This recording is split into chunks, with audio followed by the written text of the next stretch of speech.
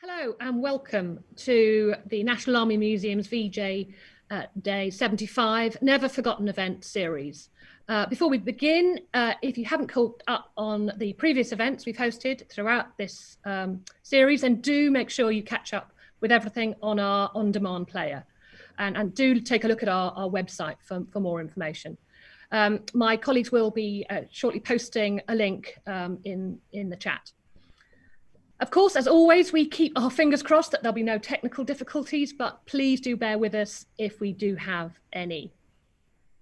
If you want to ask a question, which we'll be taking at the end, then please do post it in the Ask a Question tab at the bottom of your screen. It's my absolute pleasure to be hosting today's discussion, partly because I feel a very strong personal interest in the subject. And today I'm absolutely delighted to be joined by historian Julie Summers and Professor Geoff Gill from the Liverpool School of Tropical Medicine. So it's our discussion on the treatment and conditions of prisoners of war working on the Thai-Burma Railway.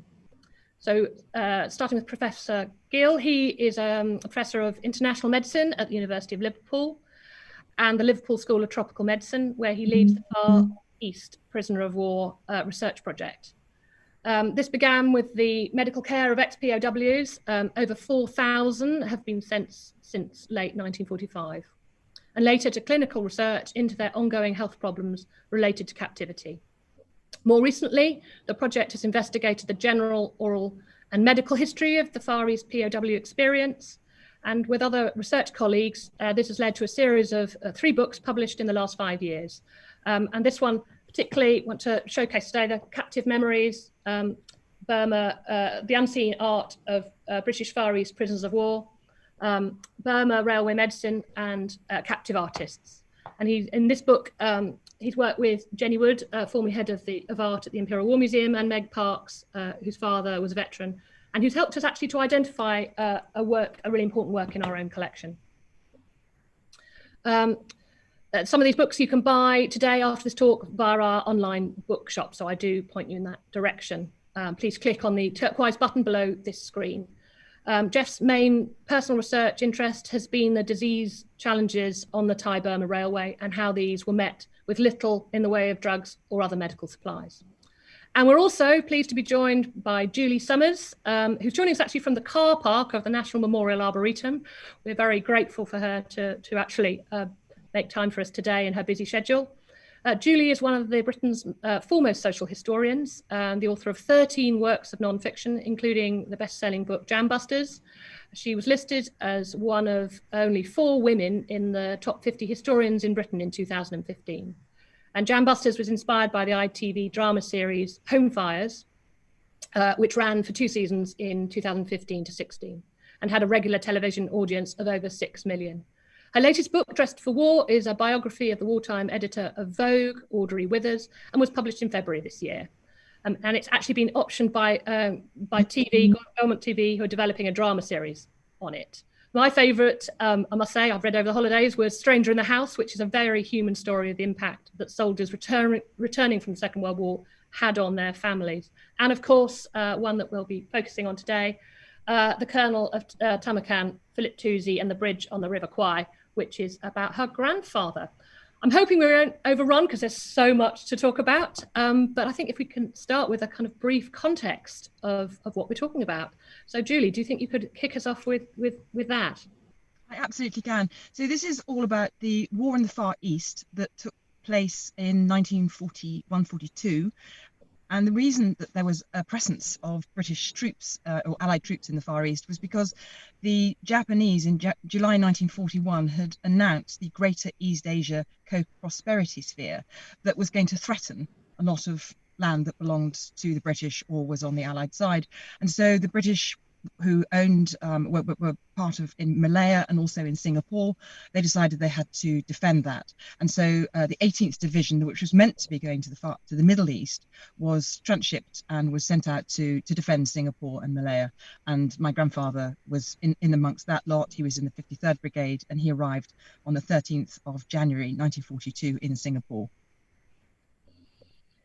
And I think we talk about the camps, which is such a, it's something that I think a lot of people only know of the prisoners of war camps where those captured after the fall of Singapore were sent. They only really know about them sometimes through the fiction, like the Bridge on the River Kwai film. One of the things you talk about in the book is about the fiction of it and how much of it isn't close to reality. Do you want to talk about the construction of the camps? Yes, I do. Just very briefly. So when Singapore fell, it was the greatest military defeat in British history. It was a total humiliation. And initially, there were 60,000 prisoners on Singapore Island who were scooped up by the Japanese and were made to wait until the Japanese decided what they were going to do with them, because this was an ignominy. In the Imperial Japanese Army, men didn't surrender. So the British and the other allies were a disgrace in the eyes of the Japanese. So they were forced to build their own camps, initially on Singapore Island. And those camps weren't too bad because they were basically old buildings. There was an old RAF base there, and my grandfather's unit went and repaired the camp there, dug out all the dead bodies and cleaned the camp and were based there. But once they went up to the railway in September, October 1942, where they were going to be working as slaves for the Japanese, they had to construct their own huts. And these huts were entirely built out of bamboo. Not a single nail was used in their construction. They were 300 feet long and about 18 feet wide, so not very wide. And they were made of bamboo uprights and then atap palm roofs. And at about 20 inches high, there was a slat of bamboo that ran all the way along the hut on either side. And that was where the men lay and slept. And each man had 6 foot long and an 18-inch wide gap. So you really couldn't turn over comfortably without disturbing the man lying next to you. Because the Japanese weren't really expecting quite so many people to be taken prisoner, were they? It was because this idea of surrendering was such a sort of anathema to them, and the Japanese code of Bushido was that you wouldn't surrender. They weren't expecting quite this quantity of people to be taken prisoner. They weren't prepared for it. No, absolutely not. They simply weren't prepared for it, and it took them weeks to work out what to do with these prisoners. And initially, they were looked after by guards from the Imperial Japanese Army, and that was not too bad. But then they set up basically the prison guards, which were principally Koreans, and then the Japanese just had sort of overall responsibility for the camps all the way up the railway. But the Koreans were very brutal indeed. They had been sort of subjugated by the Japanese for 35 odd years, and when they came to be in charge of the Allied prisoners of war, they treated them with great contempt and brutality. Yes, Geoff, I don't know if you want to sort of comment further on the culture of corporal punishment. Yes, I would. I mean, what Julie says, of course, is absolutely right. And you mentioned, Emma, Bushido, this very ancient sort of culture in Japanese militarism. And the particular part of that code which operated in POW life was the fact that the Japanese regarded it as total dishonor to surrender. You know, the right thing to do would be to die honorably for your country and for your cause, and the whole concept of surrender was alien. So prisoners of war were regarded as sort of subhuman people who were not worthy of any kind of respect or good treatment. And then the other issue was that 20th century, early 20th century Japanese army culture was of corporal punishment. It was perfectly acceptable for a sergeant to slap a private, for a major to slap a sergeant, etc. This was perfectly acceptable and normal in the Imperial Japanese Army. And of course, at the bottom of that pecking order in POW life were the Korean Guards. And they had nobody to slap or kick but the prisoners of war. And this is to some extent why they were so brutal to POWs and why POWs regarded them with such disdain. So, yeah, I think the contempt for surrender, the culture of violence in the Imperial Japanese Army and amongst the Korean Guards, and also, again, as Julie said, the shock, and you also know, of the surprise at actually capturing such a large number of Allied troops. I mean, nearly 100,000 in Singapore, perhaps 140,000 totally. And that immediately left them with a problem of supply. of food and equipment and so on. And to some extent, that was a problem which they never really ever realised to success in the subsequent 3.5 years. And they hadn't, though they'd signed the Geneva Convention, it hadn't been ratified. So there wasn't an expectation that they, on their part, that they would adhere to it. That seems to be, that again was brought up often was brought up in fiction, but was a very important point that they didn't feel that they had to adhere to those rules and regulations. That's absolutely right. They didn't, and they had so much the upper hand at that stage that they didn't adhere to any of the proper rules of POW existence, and they forced a horrible incident in September 1942 when they forced the Allies, the prisoners, to sign a non-escape treaty or a non-escape promise, because it is the duty of a prisoner of war to make every effort to escape, and the Japanese forced this horrible signature on the prisoners by piling something like 40,000 men into Changi Hospital, and the risk of disease was so great. I mean, Geoff, I'm sure you want to comment on this, but basically they crammed all these men into the hospital and barracks.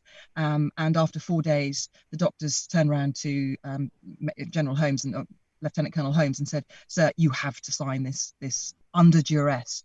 They achieved duress, and after that, the prisoners signed their rights to escape away. Yes, indeed. This was the Celeranga Incident, wasn't it? And it was a horrific few days, and I think it was a kind of sign of what was to come, because throughout the next 3.5 years of imprisonment, there were bound to be these divisions where the POWs felt that they shouldn't be doing this, they shouldn't be doing the other, but the Japanese had not signed the Geneva Convention. They felt they could do whatever they wanted. And I think pragmatic POW commanders realised that, and holding out generally only caused reprisals and violence and punishments. One interesting thing is that, I think one of the huge survival techniques, I'm sure we'll come on to this later, in POW life was humour. And I've met people who were there at the Celeranga Incident, and when they all had to sign their names to the no escape clause, you can imagine the names that went down. There was King George, Mickey Mouse, Charlie Chaplin, all this sort of stuff, as just to try to get a final little dig, at the Japanese. And I think we talk about the forced labour and the construction of the railway. So the reason behind this was, of course, Japan's expansion plans and the trying to get supplies and equipment to their forces expanding across the Far East. Do we want to talk about the construction of the railway? Yes, certainly. So the reason that the railway even existed was because Japan realized that in order to get to their western border, which was in India, they needed to get their supplies, which was not only men but also ammunition and food and heavy vehicles, right to that border. And the Gulf of Siam, which would be their normal route by sea, was vulnerable to attack. So they decided to build a railway from Bangkok in Thailand to Moulmein in Burma. And this was a 415-kilometre stretch railway, which had already been surveyed by the British in the late 19th century. But they had decided that it was absolutely unfeasible to build this railway because of the definite loss of life. But the Japanese had a huge slave workforce which they could use, and they had no compunction whatsoever about losing some men in the construction of the railway. So the railway in fact did exist from Bangkok to Banpong. So they started the railway from Banpong all the way to Thanbyuzayat in Burma, and they started from both sides. So Australians started from the Burma end, and the Allies, the British and Allies, started from the Banpong end. And what the railway had to do was it had to run through the jungle, and it had to cross a huge number of rivers and streams and culverts. So although in the film The Bridge on the River Kwai, there is that one bridge that is built by British for the Japanese, headed up by the brave Colonel Nicholson, in fact there were 688 bridges along the Thailand-Burma Railway, and not one of them went over the River Kwai.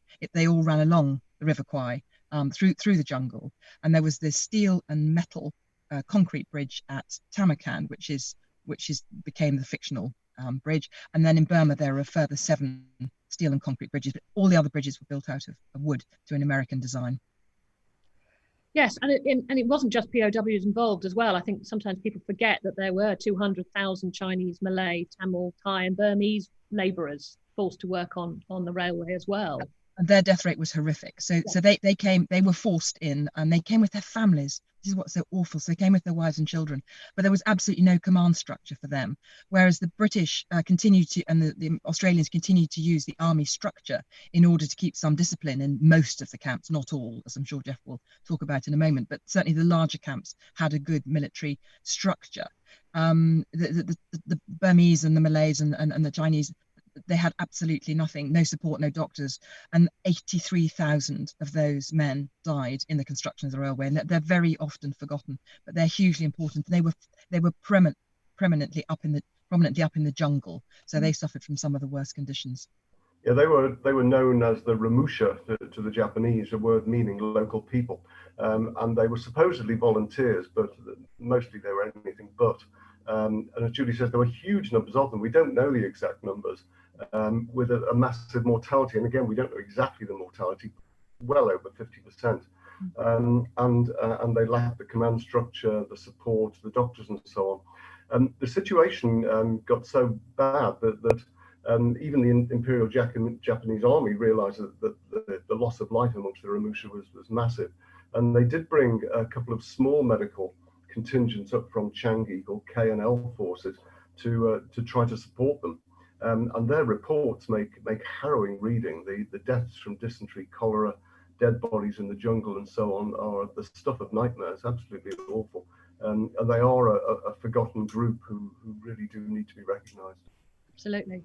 I think that the hospitals, I think, is the construction and the running of those hospitals in the camp was phenomenal. And they treated civilians, they treated the POWs. They even, from what I understand, Geoff, were treating the guards as well.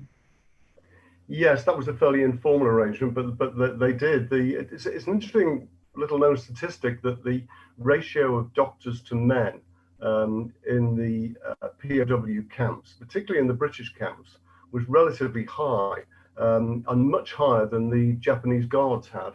They didn't have very many doctors, and the better ones were probably creamed off for more active campaigns as well too. So yes, frequently the sick IGA guard would come to the British for help, particularly for dentistry as well. They had almost no dental care. This led to some amusing stories. I mean, by and large, they did help. You know, they were sick and they would do their best to help.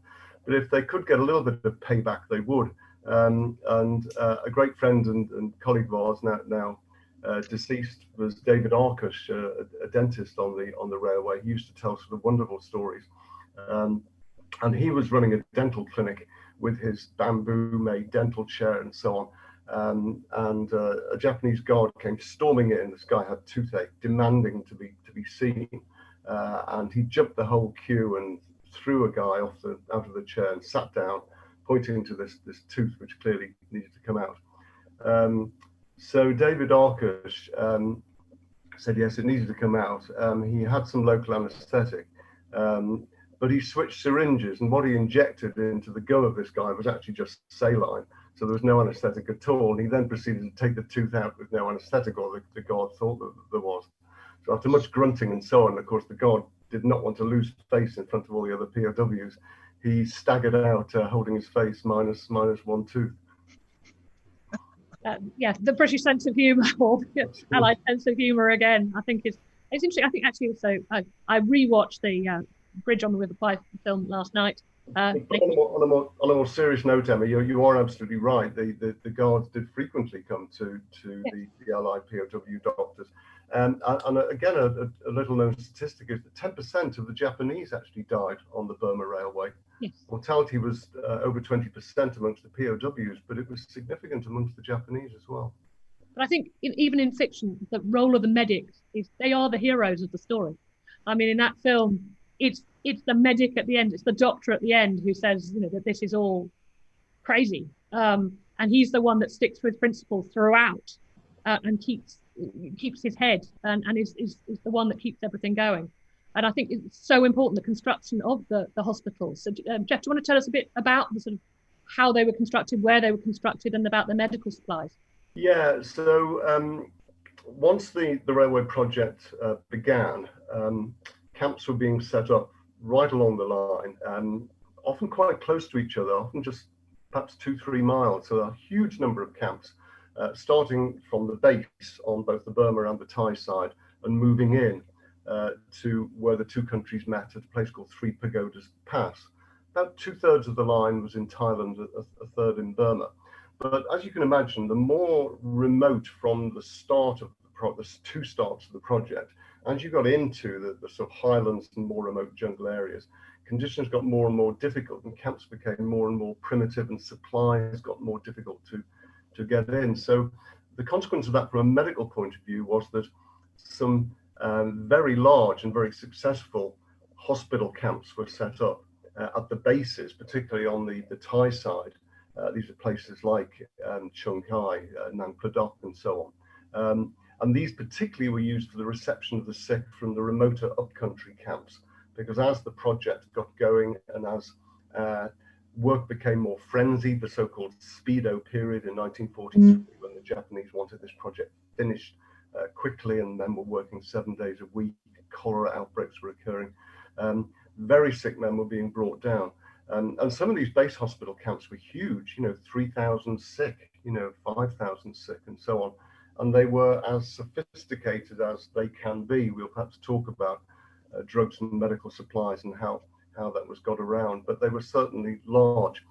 But if you contrast that with upcountry places like Niki Niki, Songkrai, near the Burmese border, then things were very primitive there. These were remote camps with little in the way of facilities, and the hospital huts would be, as Julie described, a single long attack hut full of men with tropical ulcers and dysentery and so on.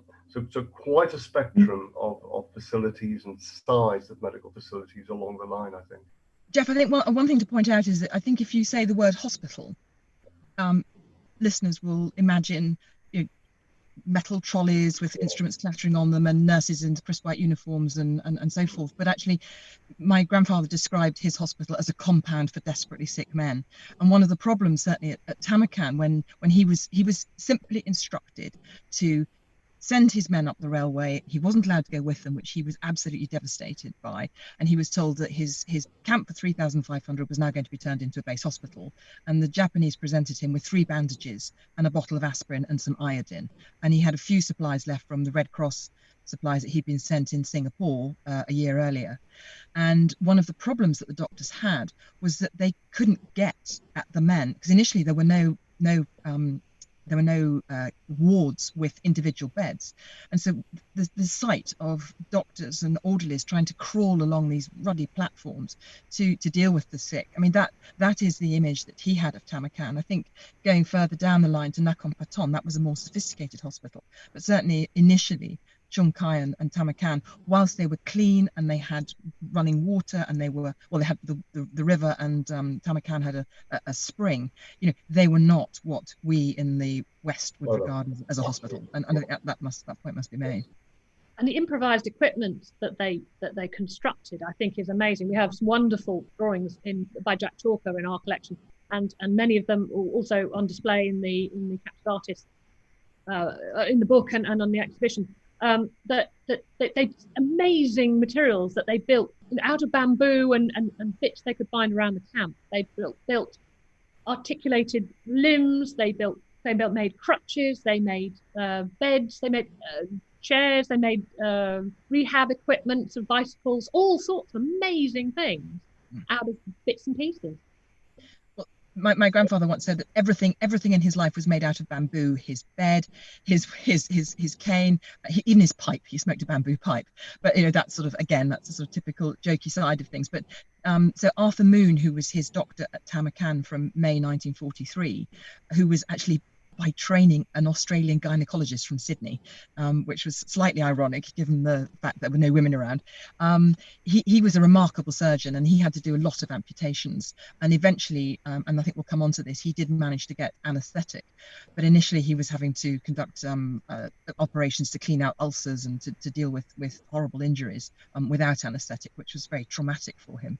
But he would order from the Dutch torpedo maker who was in the camp, he would order a certain bit of equipment that he needed, and the Dutch torpedo maker would create it out of a tin or as you say, a piece of bamboo. They were vastly inventive. And Geoff, I'd love you to talk a little bit about some of the equipment. I think one of the huge unknown advantages, which rapidly I think became known in the POW camps, particularly on the railway, was that there was a wealth of experience and expertise amongst the men in every camp. And of course, this was because the Second World War armies were mostly conscripted rather than professional, whereas modern armies are professional rather than conscripted. And of course, once you've got a largely conscripted army, you've got every reflection of job and trade and expertise from civilian street. So almost every camp along the railway would have a plumber and a glazier, quite often a scientist, and a physicist, chemist, or whatever, tinsmiths, all sorts of people. So this expertise was rapidly utilised, and in fact, in the larger base camps would be focused onto a workshop. This would be an ATAP hut, where a group of artisans and experts would get together. There's a wonderful report from Nakhon Patthan camp, 44, I think it is, where the camp scientist had written a summary of the work of the workshop. And this was a guy called G.W. Chapman, and he signed the report, G.W. Chapman, M.A. Ph.D., brackets private. So here was a guy at the bottom of the ranks, and he had a Cambridge PhD in science. But to the credit of the commanding officers, he had been put in charge of that workshop. He had 10 men underneath him, many of whom were of ranks above him, but he had the expertise, he was in charge. And they would produce distillation equipment out of tin cans, tubing, glassware, to produce distilled water for intravenous infusion, alcohol for surgical antisepsis. They would produce yeast extracts for vitamin deficiency diseases. This became known as camp marmite, colloquially. They would produce catgut sutures from the peritoneal membranes of yaks and all sorts, surgical equipments. Their expertise was remarkable, and they would use any kind of material, begged, stolen or borrowed. Plus, of course, as Julie said, bamboo. That was the currency of the Thai-Burma Railway, bamboo. And can we talk about getting the medical supplies? I think that's a fascinating story as well, how we actually managed to get those to some of the camps. Well, just to sort of take one step back. So by September 1942, the Japanese did start to pay the prisoners. So they paid the officers the same wage as they would have been receiving if they'd been in the Imperial Japanese Army, but they kept a lot of money back for rags, rent, and so forth. So they got a pittance, but nevertheless they got some money. And then the soldiers, the non-officers, the non-commissioned officers, they got a small pay. And so in Tamarkan camp, my grandfather taxed the officers, started at 30%, but ended up at 60%. So he had a fund. He also taxed the canteen, all the profits from the canteen that they were able to set up eventually after a lot of negotiating with the guards. That money was put towards the hospital, but the trouble was that they couldn't actually buy any medicines because the local village where Kanchanaburi, where they went to purchase went to collect their food and so forth, there simply wasn't the amount of medicine that they required to run the hospital. But an incredible organisation was set up by a 24-year-old man called Peter Heath, who was a civilian internee in Bangkok. He'd been working for the Anglo-Chinese company before the war, and he was in Bangkok, and he heard about the plight of the prisoners on the railway. So he decided to. They were much freer in the internment camps, the civilian internment camps in Bangkok. So he was able to get in touch with the Swiss embassy, and through the Swiss embassy, he got into the Chinese community in Bangkok, and they were able to raise money to buy medicines that they were able to send up to the railway. Now, this was absolutely illegal. The Japanese would have, at the very least, killed anybody they knew who was smuggling the medicines in. But there was a very brave man. He was the former mayor of Kanchanaburi called Mr. Boon Pong. And he was the linchpin in this entire organization, which was known as the V organization. And what would happen is that Peter Heath would send the medicines up to Mr. Boon Pong's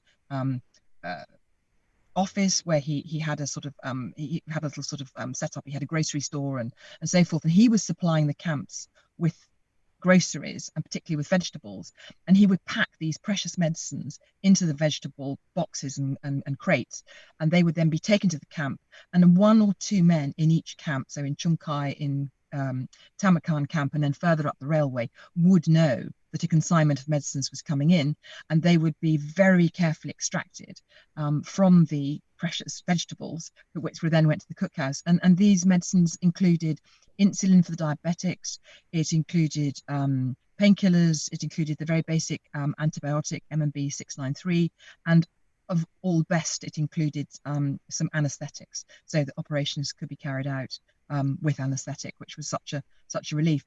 And this organization, it ran right through the entire time of the Tamarkan camp being a hospital camp, which was nearly 9 months, and then it carried on supplying other camps right through until 1944. So it was an extraordinary, valuable and desperately secret but fantastic organization. And I think, Geoff, I'm sure you'll agree, hundreds, if not thousands, of men owe their lives to this smuggling organization. Yeah, I would certainly put it in the thousands. I think the V scheme was just amazing what it did.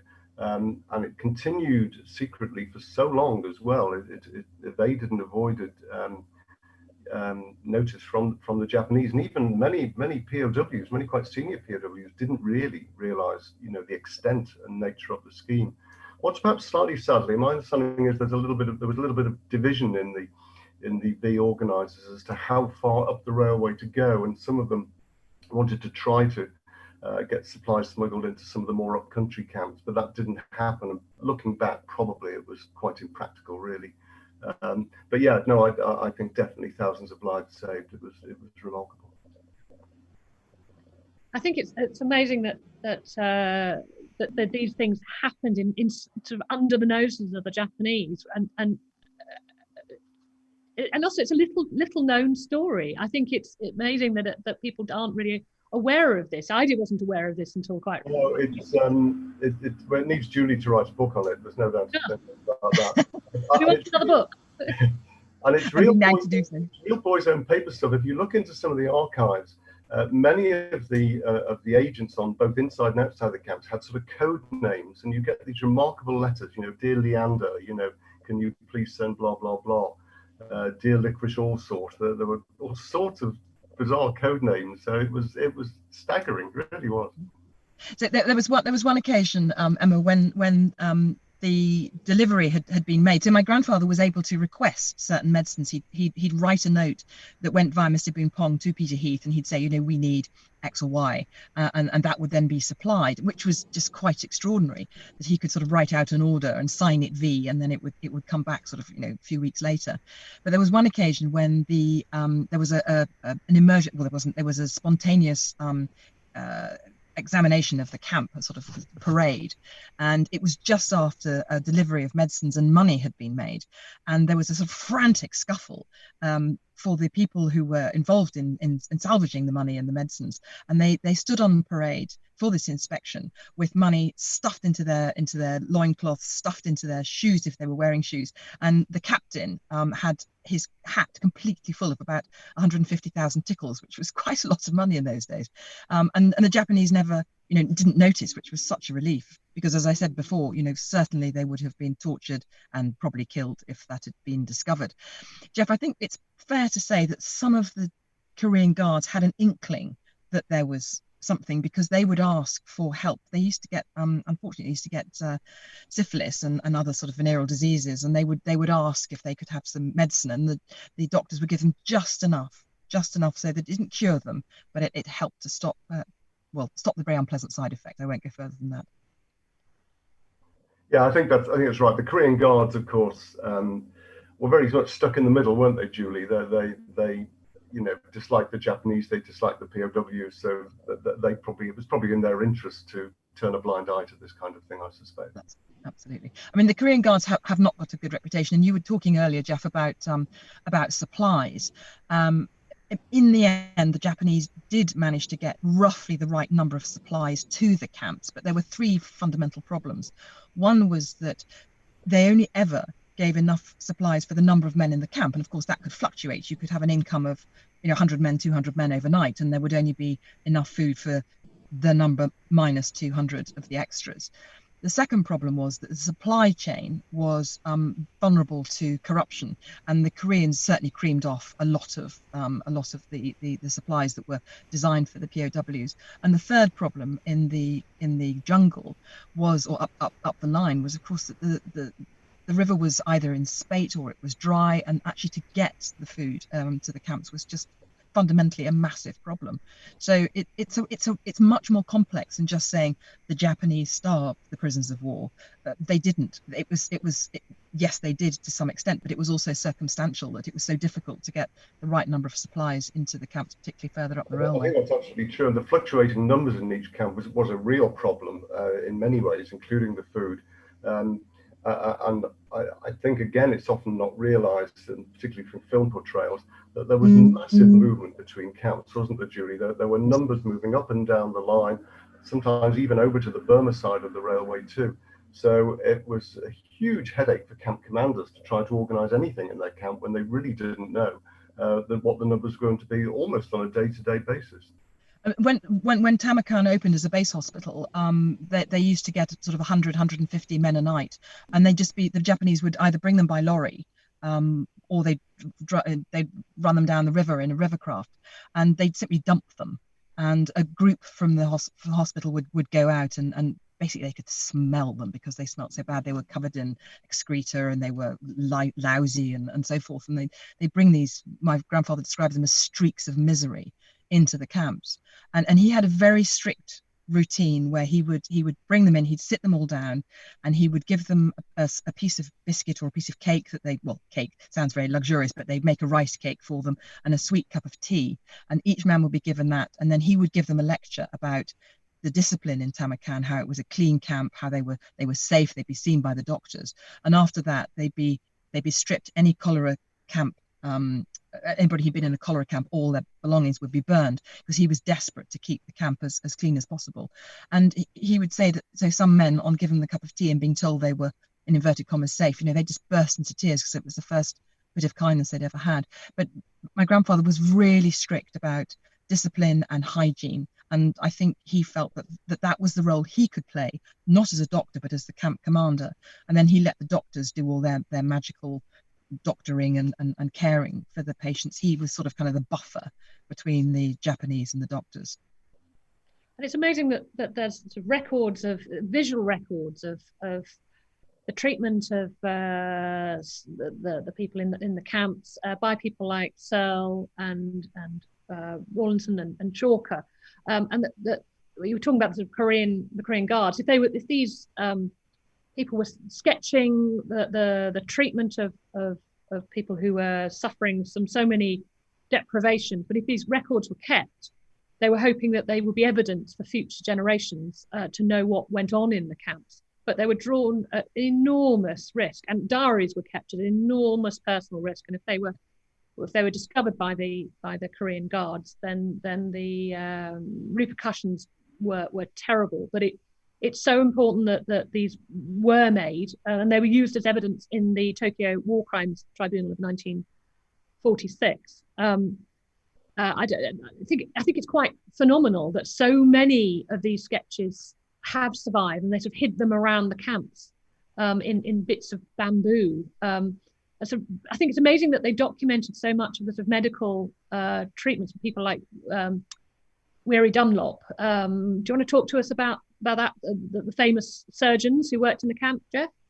Yeah, I mean, you're right, Emma. There is a remarkable primary source, very rich archive provided by this art.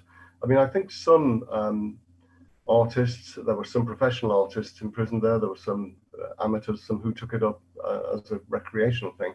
Some of them did it because they wanted to do it. It was what they did, and it was sort of a hobby, and it was relief and so on. But I think increasingly it did become a willful record-keeping exercise, as you say. And in particular, artists like Ronald Searle, Jack Chalker, were semi-commissioned, if you like, to try to record the medical side of things. And there are haunting pictures of dysentery and cholera sufferers, beriberi sufferers with distended abdomens and so on, which provide certainly as a doctor, medically, a completely invaluable record for disease states of such severity that you just don't see in modern tropical practice.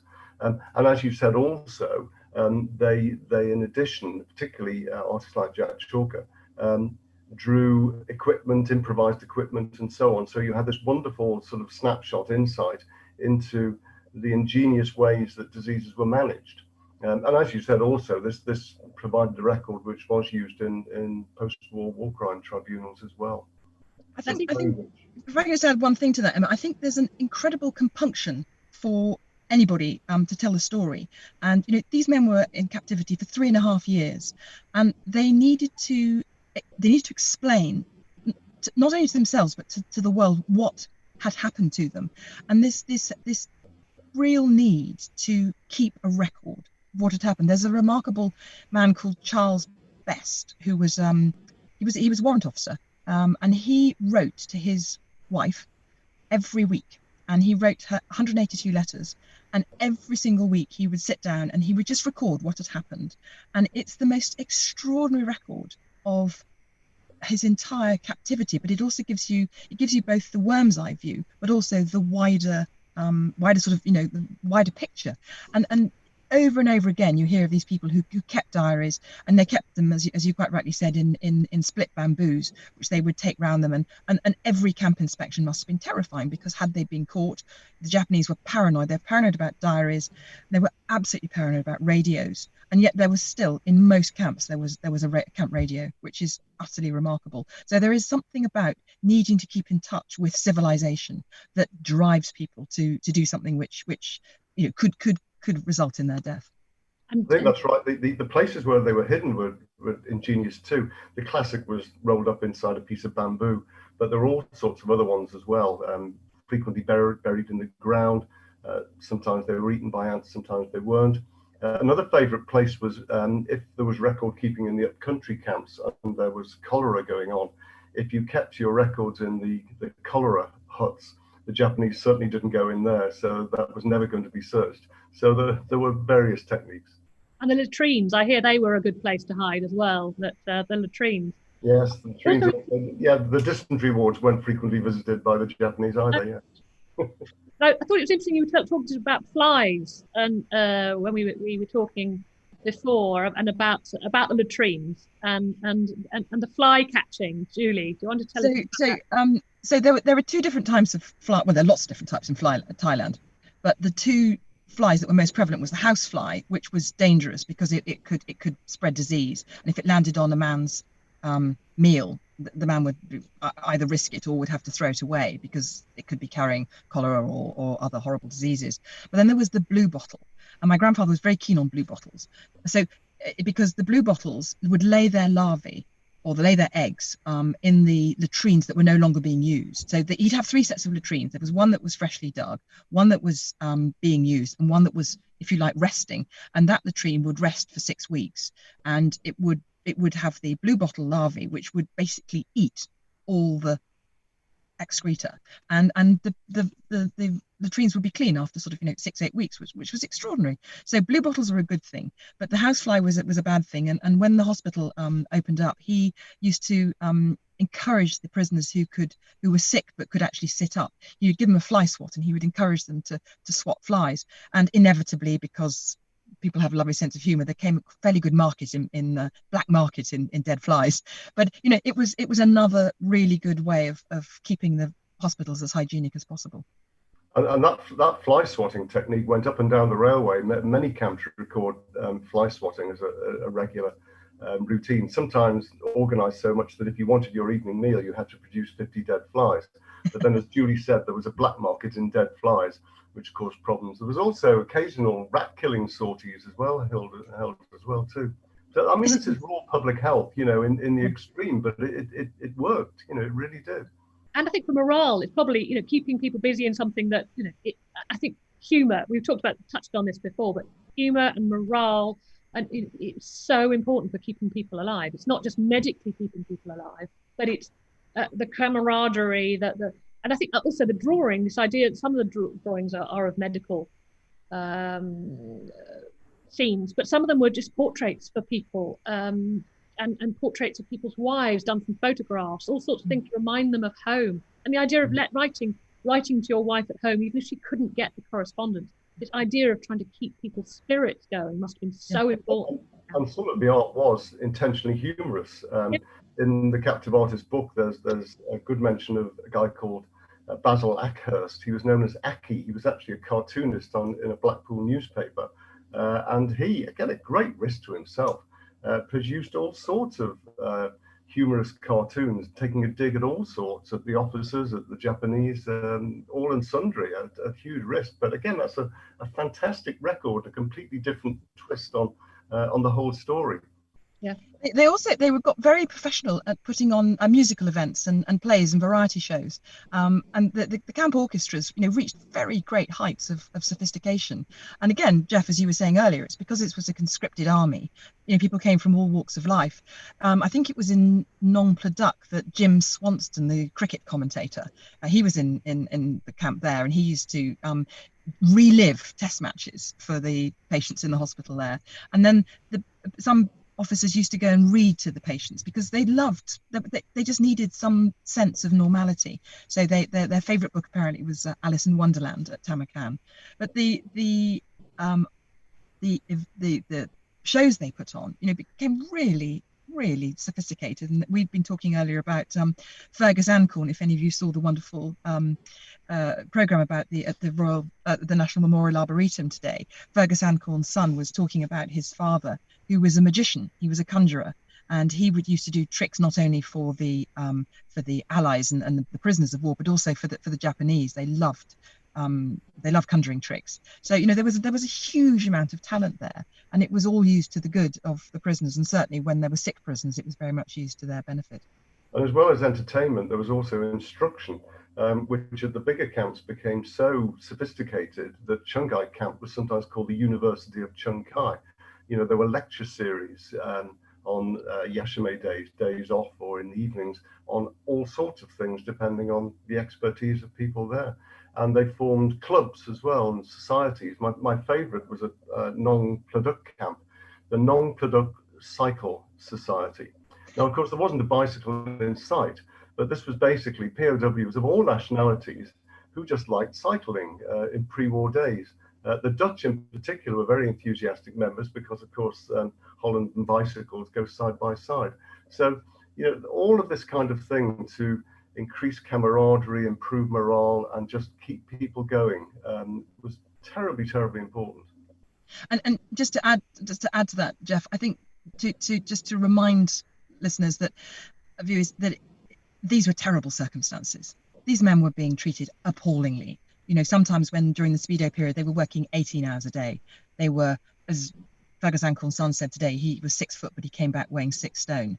You know, people were treated really badly, and the help, any small amount of help that the officers could give them, was simply alleviating a ghastly situation. You know, one shouldn't forget that they really were in a desperate plight. And talking about the desperate plight, I think we move on to the sort of coming home and the sort of rehab and recovery, and the role that the hospitals played when they came home. Geoff, do you want to talk to us about that?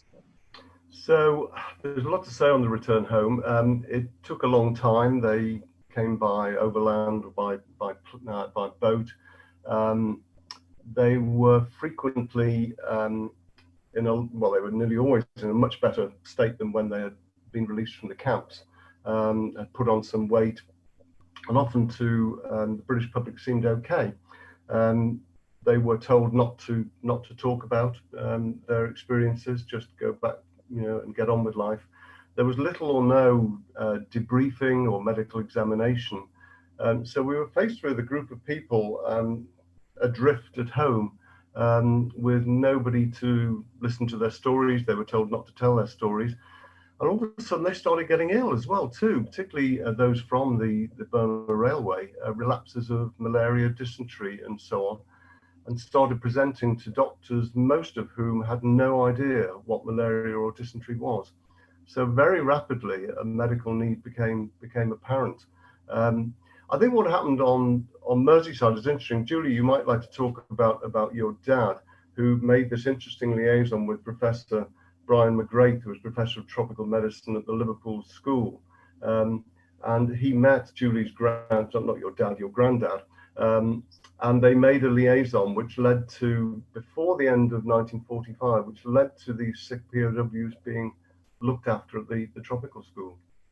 Yes, that's right, Geoff. So when the men came home, my grandfather was, having been their sort of senior officer and held in quite high esteem by them, he would get letters from them. He used to get about 800 letters a week from these prisoners, and many of them were talking about their hideous health conditions and these unknown diseases that the doctors in Britain couldn't handle. And so my grandfather worked in Liverpool for a bank, and he came across Brian McGrath. I'm not sure how they met, Geoff, but they met, I think it was in the late 1940s, and he was talking about his time in the prison of war camps, and he was explaining to Professor McGrath what symptoms these men were presenting with. And so they started a sort of informal clinic whereby the men would go to the Liverpool School of Tropical Medicine, and they would be seen by Brian McGrath, who would then make recommendations and treat them. And after a very short time, I think Professor McGrath, if I'm right, Geoff, realised that this was a very interesting study that he could make. And so he made a sort of, what started out as a fairly informal consultation, turned out to be a very important bit of research about the health of the prisoners of war on their return.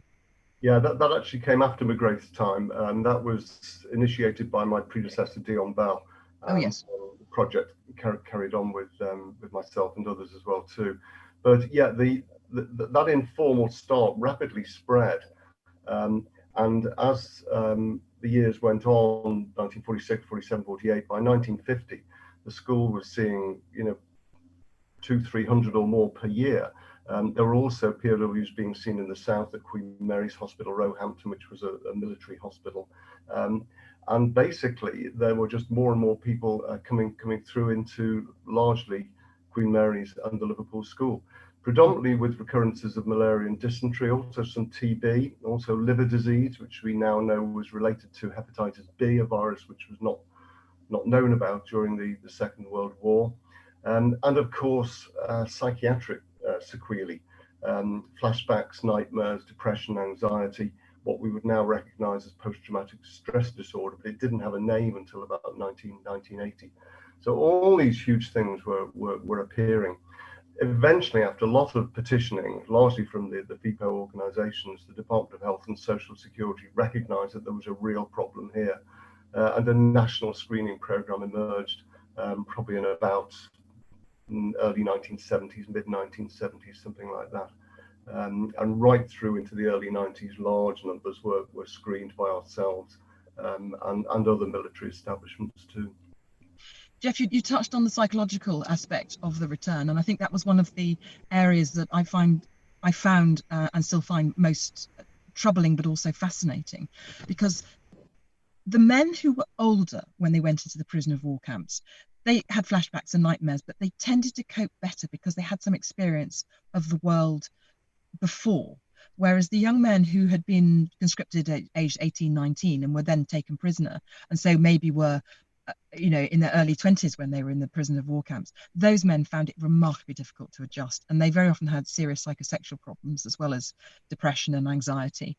And I did a series of interviews for the book, Emma, you kindly mentioned Stranger in the House, which looked at the impact of the FIPO experience, not only on the wives but also on the children, some of who suffered the most terrible violence and aggression simply because their fathers couldn't cope with the impact that the stress of the prison camps had on them, and also the guilt, I think, of the survivors' guilt, which, a quarter of the men in those prison camps died, over a quarter, 27%. So lots of the prisoners had lost friends, colleagues, comrades in the camps, and so compounding their PTSD was also the guilt that they'd come home safe. Absolutely, and their flashbacks and nightmares would relive a lot of those issues that you've spoken about, the memories and depictions of their mates who had died and why they had died, of the monsoon rains, of the dysentery latrines, of the cholera outbreaks burning the dead, and all these awful things would be revisited in nightmares and flashbacks. Right. I think that leads us into actually a question that has been posed. We've got some questions that have come in while we've been talking. And one of them was, why were the POWs told not to tell their stories or talk about their experiences in the camps when they came home? Julie, do you want to talk about that? Well, the excuse that that the POWs who came home with my grandfather were given, and I think so probably universally, is that the war is over. The war in Europe was over in May. We don't want to talk about the war anymore, because these men were coming back in October, November, basically November and December 1945. So almost 6 months after the end of the war in Europe, and they were told that people weren't interested in their experiences, and it was as simple as that, and shockingly so. Yeah, I think. Yeah, it's a tragedy looking back, because it's exactly not what we would do nowadays. But of course, it's easy to look back with hindsight, isn't it? And PTSD was not described, and although there were things like battle fatigue and combat stress known about, the way to manage it was not understood. There also may be a political issue that this was an embarrassing conflict, which started off with a huge military defeat, and that perhaps it's not something we want to shout about. Interestingly, we talked about Brian McGrath, the professor of tropical medicine who began the FIPO medical project in Liverpool. He was asked by a group of FIPO relatives in Blackpool in September 1945 to come and talk to them. And they'd formed a kind of support group while their husbands were away. And these guys were now on their way home, but they hadn't arrived home, and they invited McGrath along to talk about what they might expect from a health point of view. McGrath had extensively worked medically in Southeast Asia, so he knew the area. And he talked to them about relapses of malaria and dysentery and things like that. But he also very cleverly talked about potential psychological problems. And he said, let them talk. He actually said, let them talk. We have that on record. And that was completely against the War Office diktat at the time. But he foresaw the issues and the way to cope with this. And he said, let them talk. But by and large, yeah, that was not the advice, sadly. My grandfather didn't talk about his war at all with any of his family, to the extent that when my mother was 10 when he came back, and when she was 17, so 7 years later, my grandmother was in hospital, and so she was looking after my grandfather, and she gave him supper, and she presented him with a bowl of rice, and he said, "What's this?" And she said, "Well, it's rice, Pop." And he said, "Don't you know I never ever eat rice?" That was the end of that. And she had no idea. So she had thought as a little girl that her father was a prisoner and was therefore had done something terrible. It's just extraordinary how little people knew about their father's their wars. And actually, it was very moving. I published this Colonel of Tamarkan in 2005, and Dr.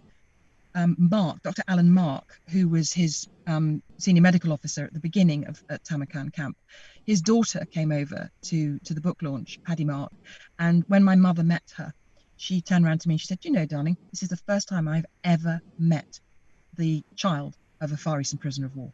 I have never met a Far Eastern prisoner of war's child." And that was 60 years after the war. I mean, it was just extraordinary. Other questions that we've had come in, and one interesting one from Ewan. It says, what was the Japanese attitude to those POWs who were severely wounded in Singapore? Were they considered more favourably? Yes, they were, absolutely. A man who died, they actually built a memorial to they forced the prisoners to build a memorial, first to the Japanese who died in Singapore, and then to the British and the Allies who died in Singapore. So they held the dead in very high regard, and the men who were wounded, they were not held in the same contempt, with the same contempt as the men who'd surrendered, certainly. And we've got a question from Melbourne. Tan has asked, so do we have any knowledge of the bridge called House or Pack of Cards Bridge? It's not one that I've... Yeah, can I answer that too? Geoff, do you want to answer the Pack of Cards Bridge? No, off you go. I think we both know the Pack of Cards Bridge, but you go, Julie. Well, it was a bridge that was it was further up the railway. It was a wooden bridge. The bridge was designed to an American design. I think it was a man called Merriman who'd come up with the design in the 1930s. And the Pack of Cards Bridge was a nightmare bridge because it was built on a very steep embankment, and it fell down 3 times. So they built it and it collapsed. It built it and collapsed. But eventually, the Pack of Cards Bridge actually did stand, and trains went over it remarkably. But the prisoners, when they first saw a train going over this bridge that had collapsed on them, they really couldn't believe that anything could go over that structure. And the reason for the name, of course, is that, as kids, we all got cards out and tried to make little structures, but they all fell down. And that's why they called it the Pack of Cards Bridge. Lovely. Well, thank you very much, both of you. We could go on talking for hours. I know I would love to have answered a few more questions, but I didn't want to stop you talking because it's so interesting. Really want to promote the Secret Arts of Survival exhibition, which was sadly closed early because of COVID-19, but there's a wonderful website which you can see that at least virtually, even if you can't visit. And the 2 publications that I've talked about, and other books by Julie Summers as well, and other ones by Geoff Gill, but these 2 in particular, have links at the end of this. I must also say that we've got a wonderful series of events, all details on our website, lots of material. Please do look at that. All of our events are free throughout the CJ75 programme, and we'll be posting links. But if we can ask if you're able to donate to support the 3 service museums in this difficult time, we'll be very grateful. After this, we'll be showing a trailer of our Captain Sir Tom Moore and Private Joseph Hammond film, which will be airing at 4 o'clock this afternoon, which is amazing. I do recommend you watching that. I'm on again tomorrow in a crowdcast organised by the Commonwealth War Graves Commission. So if you want to catch up with that, love to see you. And also, please do come to the museum when you are able. You need to pre-book. We're open Tuesday to Sunday, and you need to pre-book to come along. And we have done our very best to make sure it's COVID safe for you to visit. And we have a fabulous new painting that we unveiled yesterday. I'm really excited about, by Alex Chamberlain, of Captain Sir Tom Moore, and it's absolutely stunning. So please do come to the museum when you can to have a look at that. So please do look at what we're doing. Lots and lots to see. And thank you very much indeed. And thank you so much to our 2 fabulous speakers today for talking to us. And we hope that you enjoy the rest of your weekend. Thank you very much from the National Army Museum.